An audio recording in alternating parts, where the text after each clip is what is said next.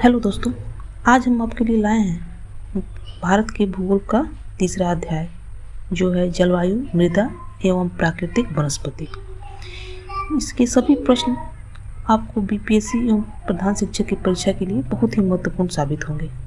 चलिए हम शुरू करते हैं। पहला क्वेश्चन है, मुंबई में पुणे की अपेक्षा अधिक वर्षा होती है क्योंकि?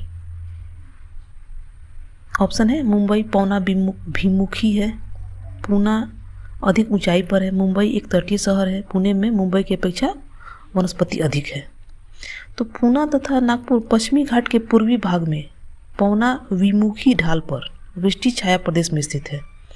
इस क्षेत्र की ऊंची ऊंची पर्वत चोटियों के कारण मानसूनी हवाएं इस क्षेत्र में नहीं पहुंच पाती है, जिसके कारण इस क्षेत्र में कम वर्षा होती है। मुंबई जो है वो पौना भिमुखी ढाल पर स्थित एक तटीय प्रदेश है, इसलिए मुंबई में पुणे की अपेक्षा अधिक वर्षा होती है। इसका सही आंसर हो जाएगा मुंबई पौना भिमुखी है, इसलिए मुंबई में पुणे की अपेक्षा अधिक वर्षा होती है। अगला क्वेश्चन, भारत की जलवायु पर निम्नलिखित में से किसका प्रभाव नहीं पड़ता है? तो भारत जो है प्रायद्वीप हिंद महासागर में अवस्थित है, जिस पर मानसून और भूमध्य रेखा का प्रभाव पड़ता है, जबकि गल्फ स्ट्रीम महासागरीय धारा का प्रभाव नहीं पड़ता है, क्योंकि यह महासागरीय धारा उत्तरी अटलांटिक महासागर में अमेरिका महाद्वीप के दक्षिणी पूर्वी तट पर बहती है। सही आंसर हो जाएगा आपका गल्फ स्ट्रीम धारा। अगला क्वेश्चन, वर्ष में 50 सेंटीमीटर से कम वर्षा वाला क्षेत्र है। ऑप्शन है मेघालय, कश्मीर में लेह, कोरोमंडल तट, कोंकण तट। तो भारत में 50 सेंटीमीटर से कम वर्षा वाले क्षेत्र पश्चिमी राजस्थान, पश्चिमी गुजरात, दक्षिणी आंध्र प्रदेश, कर्नाटक पठार, तमिलनाडु, हरियाणा, पंजाब और जम्मू कश्मीर है। ये क्षेत्र या तो मानसून पवनों की दिशा में नहीं पड़ते या फिर उसकी पहुंच से दूर रहते हैं। सही आंसर हो जाएगा आपका कश्मीर से लेह, कश्मीर में लेह। अगला क्वेश्चन, दक्षिण पश्चिम मानसून कब तक पूरे देश में सक्रिय हो जाता है? ऑप्शन है 5 जून, 15 जून, 1 जुलाई, 15 जुलाई। तो दक्षिण पश्चिमी मानसून पवनें 1 जून तक केरल तट पर तथा 10 से 15 जून तक मुंबई और कलकत्ता पहुंच जाती है। इस प्रकार 15 जुलाई तक यह संपूर्ण भारतीय उपमहाद्वीप में सक्रिय हो जाती है।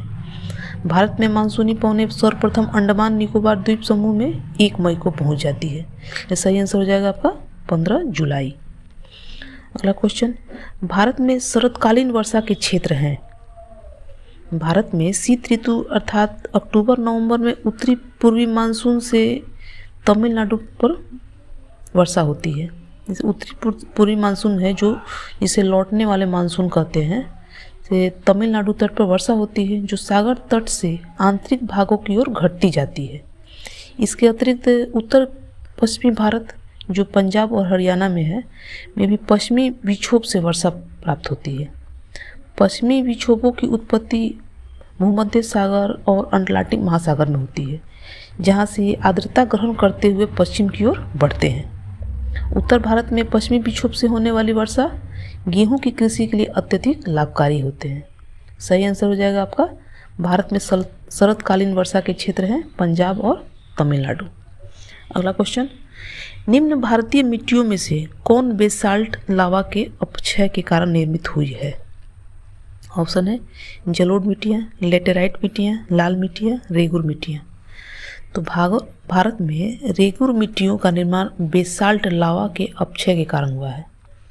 इसे काली मिट्टी, कपासी मिट्टी या उष्णकटिबंधीय चेरनोजेम मिट्टी के नाम से भी जाना जाता है।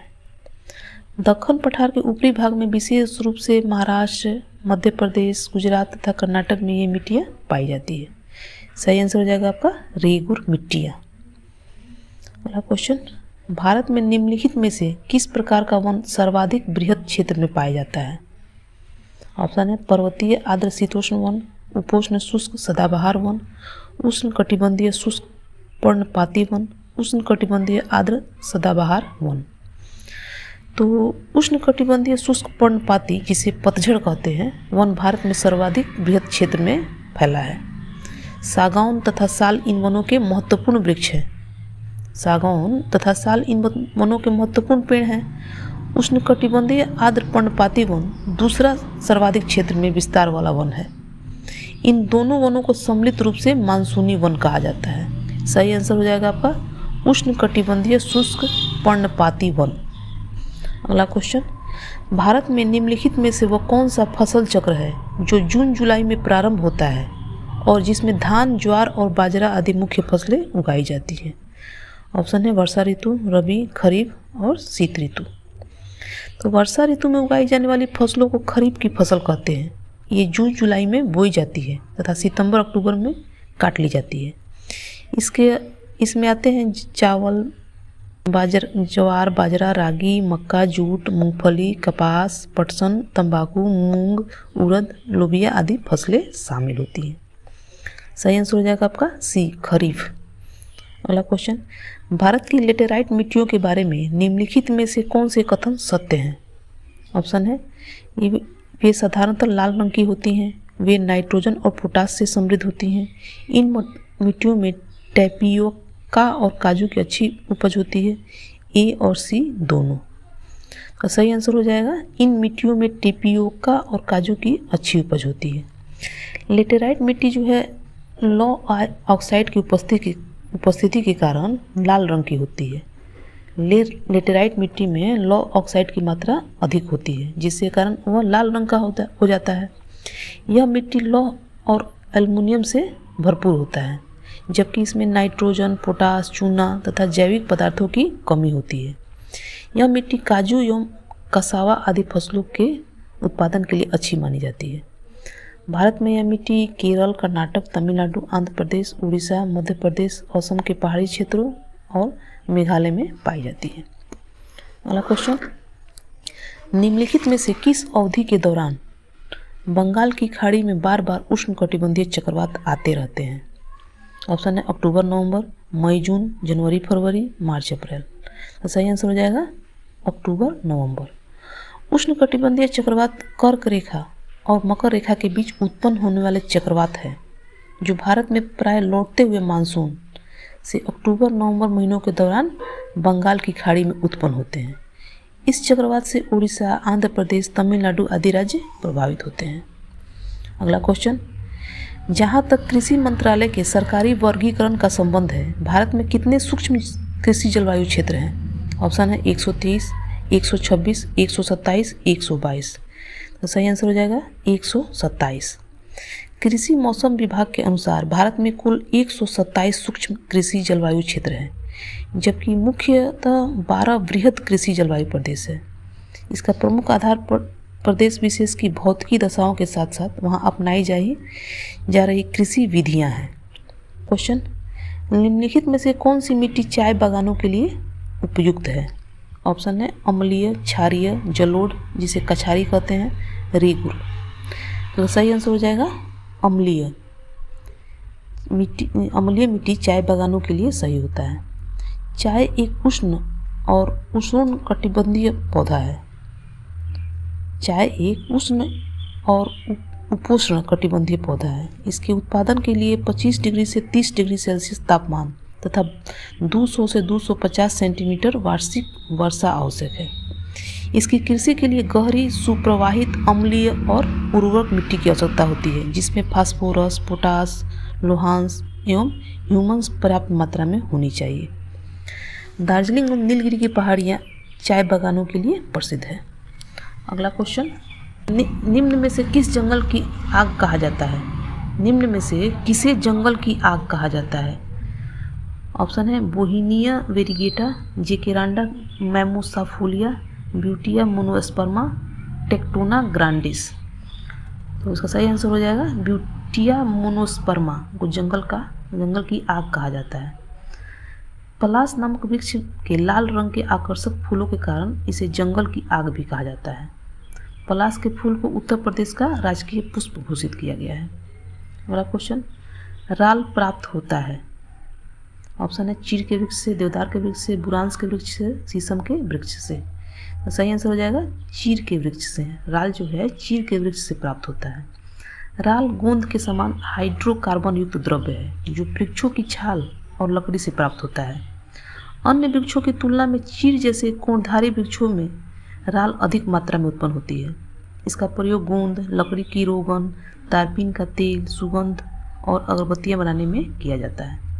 अगला क्वेश्चन, भारत का सबसे शुष्क भाग है। ऑप्शन है जैसलमेर, राजस्थान, लद्दाख, जम्मू और कश्मीर, कच्छ, गुजरात, जबलपुर, मध्य प्रदेश।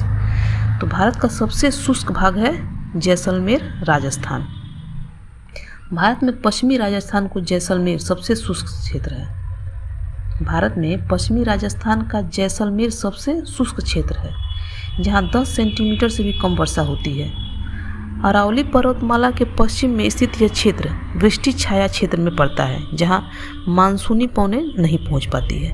अगला क्वेश्चन, तटीय क्षेत्रों के निकट के कारण रात के समय भूमि का तापमान कम होता है। अगला क्वेश्चन है, तटीय क्षेत्रों के निकट डैश के कारण रात के समय भूमि पर तापमान कम होता है। ऑप्शन है स्थल समीर, समुद्र समीर, तटों पर कम आबादी, स्थल समीर तथा समुद्र समीर दोनों। तो सही आंसर हो जाएगा आपका स्थल समीर। स्थलीय समीर रात में उत्पन्न होती है। रात में जल की अपेक्षा स्थल शीघ्र ठंडा हो जाता है, जिससे समुद्र पर निम्न दाब तथा धरातल पर उच्च दाब बन जाता है, जिसके फलस्वरूप हवाएं स्थल से समुद्र की ओर चलने लगती है। इसलिए तटीय क्षेत्रों के निकट स्थलीय समीर के कारण तापमान कम हो जाता है। अगला क्वेश्चन, भारत के किस राज्य में सर्वाधिक वर्षा होती है। ऑप्शन है मेघालय, राजस्थान, उत्तराखंड, केरल। तो सही आंसर हो जाएगा आपका मेघालय। भारत में सर्वाधिक वर्षा पूर्वोत्तर में स्थित मेघालय राज्य के मानिस राम नामक स्थान पर होती है। यह मेघालय की पूर्वी खासी जिले में स्थित है, जहां औसत वार्षिक वर्षा 11,872 मिलीमीटर। अगला क्वेश्चन, पौधों को सबसे अधिक जल किस मिट्टी से प्राप्त होता है। ऑप्शन है चिकनी मिट्टी, पांसु मिट्टी, बलुई मिट्टी, लोयम मिट्टी। तो सही आंसर हो जाएगा आपका चिकनी मिट्टी। पौधों को सबसे अधिक जल चिकनी मिट्टी से प्राप्त होता है, क्योंकि इस मिट्टी में जल धारण की क्षमता सबसे अधिक होती है। अगला क्वेश्चन, देश की निम्नलिखित मिट्टियों में से किसे स्वतः जुताई की मिट्टी कहा जाता है। ऑप्शन है जलोढ़ मिट्टी, लेटेराइट मिट्टी, मरुस्थलीय मिट्टी, कपास की काली मिट्टी। सही आंसर हो जाएगा आपका कपास की काली मिट्टी। काली मिट्टी में तीव्र जल धारण क्षमता पाई जाती है। यह भीगने पर ठोस एवं चिपचिपी तथा सूखने पर दरदरा युक्त हो जाती है तथा इसे जुताई की आवश्यकता नहीं पड़ती। इसलिए काली मिट्टी को स्वतः कृषि मिट्टी यानी स्वतः जुताई वाली मिट्टी कहा जाता है। अगला क्वेश्चन, निम्नलिखित में से कौन सा या से कथन उष्णकटिबंधीय सदाबहार वनों के संदर्भ में सत्य है। ऑप्शन है ये वन शीत और शुष्क प्रदेशों में पाए जाते हैं। इन वन क्षेत्रों में वार्षिक वर्षा 200 सेंटीमीटर से अधिक होती है। ये वन विरल होते हैं। उपयुक्त में से कोई नहीं। तो सही आंसर हो जाएगा आपका इन वन क्षेत्रों में वार्षिक की वर्षा 200 सेंटीमीटर से अधिक होती है। उष्णकटिबंधीय सदाबहार वन उष्ण और आर्द्र प्रदेशों में पाए जाते हैं, जहां वार्षिकी वर्षा 200 सेंटीमीटर से अधिक होती है और औसत वार्षिकी तापमान 22 डिग्री सेल्सियस से अधिक रहता है। उष्णकटिबंधीय वन सघन और विभिन्न स्तरों वाले होते हैं। चूँकि इन पेड़ों के पत्ते गिरने, फूल आने और फल लगने का समय अलग अलग होता है, इसलिए ये वर्ष भर हरे भरे दिखाई देते हैं। इन वनों में पाई जाने वाली मुख्य वृक्ष प्रजातियाँ rosewood, mahogany, any, ebony, maple आदि है। आपको मेरा वीडियो अच्छा लगा हो तो लाइक कीजिएगा, साथ ही मेरे चैनल को सब्सक्राइब करना मत भूलिएगा और दोस्तों के पास भी शेयर ज़रूर कीजिएगा। अगर आपको इस वीडियो में कुछ कमी लगी हो तो कमेंट करके ज़रूर बताइएगा। हम आपके लिए अगला वीडियो लेकर आएंगे भारतीय राज्य व्यवस्था पर, जो बीपीएससी प्रधान शिक्षक के लिए बहुत ही महत्वपूर्ण होगा। पहला अध्याय है आपका भारत का संवैधानिक विकास। भारतीय राज्य व्यवस्था पर आधारित पहला अध्याय है भारत का संवैधानिक विकास। इसे देखने के लिए आप मेरे चैनल पर बने रहिएगा। धन्यवाद।